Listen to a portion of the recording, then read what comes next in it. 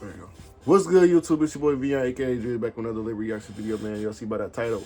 I have Deadliest rap beef in California. Stockton versus EBK. Hip Hop Daily. Yes.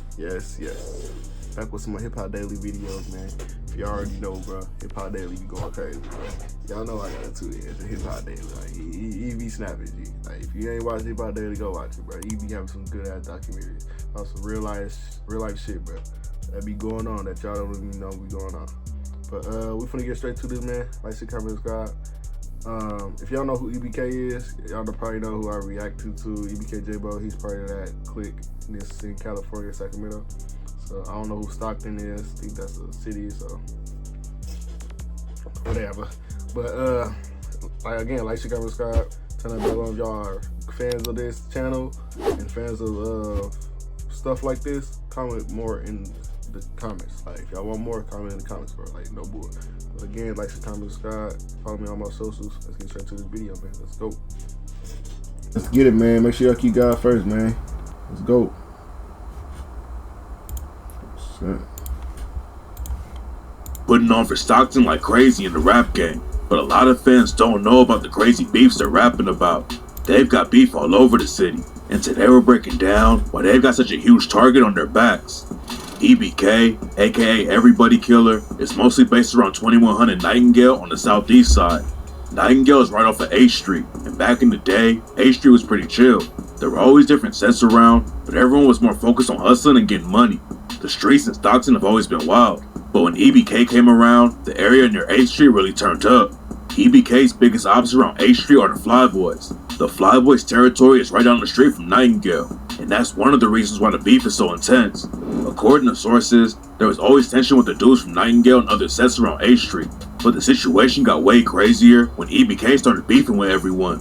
EBK was started by EBK Osama and his homies, and Osama was allegedly blood brothers with the biggest rapper from the crew, EBK J-Bo. A lot of rap fans have heard about EBK because of J-Bo, but EBK was also making headlines for tearing up the city.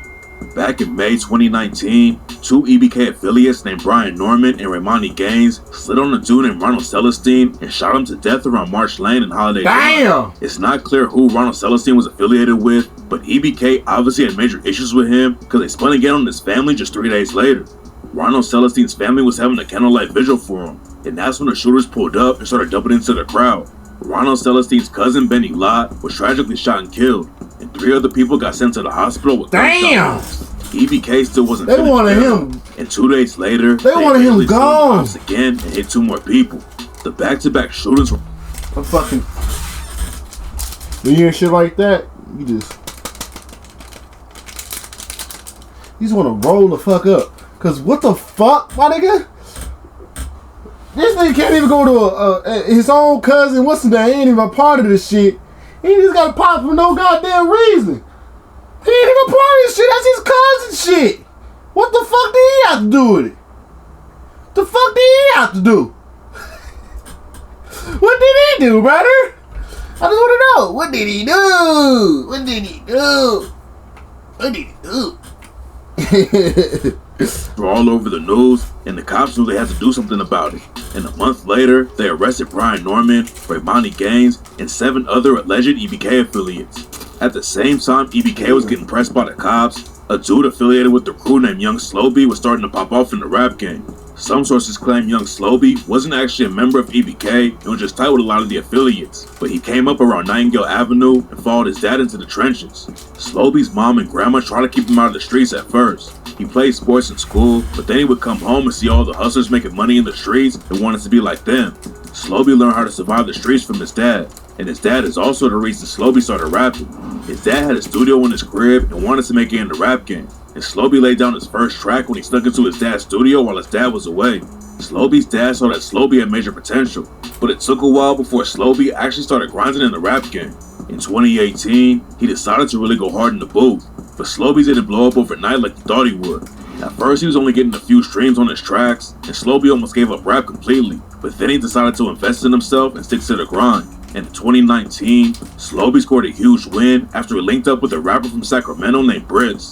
They hopped in the booth and dropped the track 2142, and after it ran up crazy numbers, everyone in Stockton and Sacramento knew that Slow Bih and Briss were about to take over the game. But before they could make it out of the trenches, Briss was tragically killed in June 2020. Briss getting murdered was a big loss for Slow Bih, but he kept it pushing in the rap game and went viral on TikTok. Hey, I ain't gonna lie, I think I remember that, yeah. No cap, I think I remember that shit. It don't even feel like it was 5 years ago, bro. That's how fast life is moving, y'all gotta keep doing what y'all gotta do. Yo, feel me? Talking to y'all too. Y'all gotta do whatever y'all gotta do. Bro, life moving. Man, it been 5 years, bro. I saw that on my feed on Instagram, bro. I ain't know who the fuck that was. It been 5 years that fast? God damn! In 2021, when he dropped the track I Love You, Slow Bih was close to making it out of the streets, but then in August 2022, he was tragically shot and killed in Manteca, California. Nobody was ever booked for Slow Bih. I remember there were that. a lot of rumors about what went down. A year after Slow Bih got killed, a dude affiliated with the Fly Boys and Trap Mob named Band-Aid Snowy dropped the track Peekaboo and rapped, "Plucking niggas early morning, leave them on the news. Run them down, face shots, nigga pick up ball. Fuck you niggas thought, we got shooters too." Now Taxes is a TurboTax Damn. expert, doing everything while you do your thing. Damn, Slow Bih. Some people think Slow Bih got killed by EBK's ops, but there's also a rumor that it didn't have anything to do with street politics. According to some sources, Slow Bih was hooking up with another dude's baby mama, and the dude killed Slow Bih over the situation. Nobody knows what really happened to Slow Bih, but EBK allegedly started sliding for him right after he died. After Slow Bih got killed, a dude from the Fly Boys named Demar died too, and EBK was dissing them and making it look like they were the ones who took Demar out. And on the track Slow Bih Mode, his homie EBK J-Bo rapped, "Told my bro to X me from the hood if I don't slide for Slow Bih. Don't fuck with niggas from the north if they ain't Val or Verdi. Hey, real shooters, I make demons come around nervous."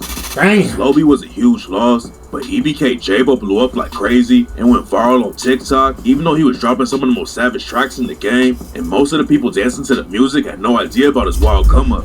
A lot of EBK's ops diss him because some EBK members aren't from around Nightingale, but that's where J-Bo was born and raised. J-Bo got active in the trenches when he was 12 years old and wasn't thinking about becoming a rapper, but his life probably would have been way more different if his dad didn't get killed. J-Bo's dad was a rapper named Rory, who also came up on Nightingale Avenue. Rory's mom was addicted to drugs, and his dad was always getting locked up, so he started breaking into houses and hustling. Then one time when he broke into an abandoned house with his homies, Rory found a local rapper's tape inside the crib. Rory listened to the tape and heard the dude shouting out Stockton, and that's when Rory decided to get in the booth and start putting on for Stockton in the rap game too. Rory was still getting into trouble with the cops, but he didn't let it slow him down in the studio. He was trying to make it out of the trenches and give Rory, kids a better y'all? life. Let me know in the At one comments. point, I don't know somebody who in the this Atlanta is. scene wanted Rory to fly out and set up a meeting. Rory was on probation and his PO didn't want him to go, but Rory knew that it was too big of an opportunity to pass up. He went to Atlanta to really get his career going, but unfortunately the deal didn't work out and his PO found out that Rory left Stockton without telling him. Rory got booked for violating his parole, but then he got back out and went even harder with music. He built his own studio and started making beats, and eventually he got his name popping in the city. But then Rory took a huge loss when his homie Tall T was shot and killed. Tall T was another rapper from Stockton, and when he linked up with Rory, they planned on taking over the game together. But before they could make it out of the city, Tall T was shot to death in Long Park. Damn. Rory wanted J-Bo to make music too, and he used to bring J-Bo's... Look, it don't matter what year it is. It was always here, y'all. No matter what, bruh. Even when we got internet, without internet, it's gonna always be here, bruh. It's just sad. It just shows you that the street shit ain't that shit dead, y'all. Like no bullshit, that shit dead. To the studio and even had him sing on one of his tracks. Rory was on his way up and wanted to get J-Bo and the rest of the family away from Nightingale, but when J-Bo was 11 years old, Rory was tragically killed by some teenagers. There are a lot of stories about what went down, but rumors say that J-Bo and Osama were robbed by some teenagers in the neighborhood. Rory allegedly went to confront the teenagers about the situation, and that's when they allegedly upped the strap and shot Rory to death. J-Bo could have had an easy life if Rory kept popping off in the rap game and made it out of Stockton. But after Rory died, everything changed and J-Bo went straight to the trenches. Around that time, J-Bo started getting locked up. He was into stealing cars and eventually got caught with a stolen whip. When he was younger, J-Bo's mom used to work at the juvenile hall, but she'd already retired by the time he was active in the streets. All the staff knew who he was and used to call his mom and tell her J-Bo was getting into crazy fights with his ops. J-Bo's been going in and out of jail since he was a teenager. Damn. Then he started rapping and airing out his ops in the booth too. Losing his dad is what really pushed J-Bo into the streets. And on the track Sweet Lady, he raps, "Been on the hype since them suckers knocked my mans down." And on the track Pops Punched Me In, he said, "Niggas downplayed my gangster till that man hit the pavement. Can't let you say that you my bro if you ain't left a nigga stankin', or at least tried to. Hella shell cases when we slide through. And I don't feel like I'm alive, cause when Rory left, I died too." J-Bo's been dropping music since he was 15, but he had to take some time off after he caught a charge for shooting someone in school. According to J-Bo, one of his friends was getting jumped at school, so J-Bo upped his strap and started shooting. I was 15. That's a close case too. Shit, we was at school. Shit got weird. Suckers trying to jump sis. You feel me? Got on. J-Bo said he wasn't actually trying to hit anybody that time, but he got sent to juvie, kept getting more time added to his sentence because he couldn't stay out of trouble. You know, a nigga really wasn't trying to hit nothing back then, though. So they just chalked it as to a nigga just, like, Shooting into a dwelling. like discharging a firearm. That's what a nigga pleaded to. And in juvenile hall, bro, that's like, nigga go to camp for that. That's facts. But I was 6 fighting- 3 month Yeah, program yeah, type shit. Exactly, but That is right. That is right. Niggas do just go to camp for that, y'all. Like they don't even really do nothing to motherfuckers that, you know, unless you really shoot or kill a motherfucker. Like especially like you protecting the motherfucker, you know. You feel me? But it's still wrong. Like don't do that shit, y'all. Don't be bringing no guns to school. Don't be doing all that shit, bro. That shit dead, bro. Just go to school, learn, and go home, bro. That's all you can do, bro. Shit, cause life fucked up. Shit fucked.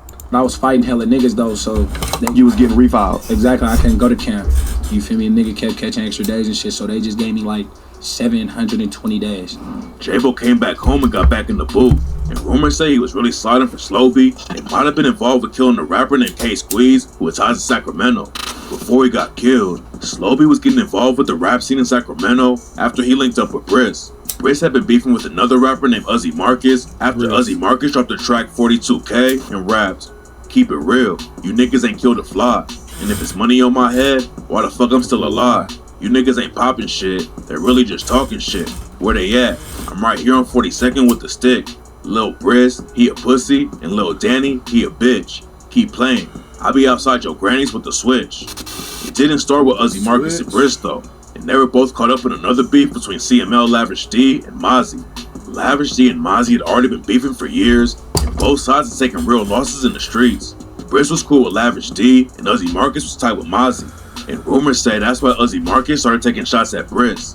Briss and Uzi Marcus had personal beef too though, cause they were allegedly hooking up with the same girl. A lot of people thought young Slovy got caught up in the Mozzie and Lavish D beef, cause he was so tight with Briss. And J-Bo added more fuel to the rumors after Mozzie's homie K Squeeze got killed. After K Squeeze died, J-Bo clowned him on IG and made it look like it was get back for Slovy. There's no evidence that J-Bo was involved with K Squeeze getting killed, but all the rumors about him made J-Bo pop off even more in the rap game. He started blowing up all over social media, but then in 2023, he caught some gun charges and got locked up again. J-Bo got out on bail 6 months later, and he told No Jumper that he was really gonna take rap seriously. Every time J-Bo is free, he's been going hard in the booth, but his career keeps getting slowed down because he's been in and out of jail the whole time he's been rapping. What's crazy about the situation though is that J-Bo is still popping off like crazy. He's been dealing with legal drama since he was J-Bo 14 years popping old, off, yeah. but that hasn't stopped him from racking up millions of streams every time he drops something new. Rumors say that J-Bo will be free again in 2025, but in August 2024, he did an interview from jail with Passion of the Wise and said he's all good behind bars.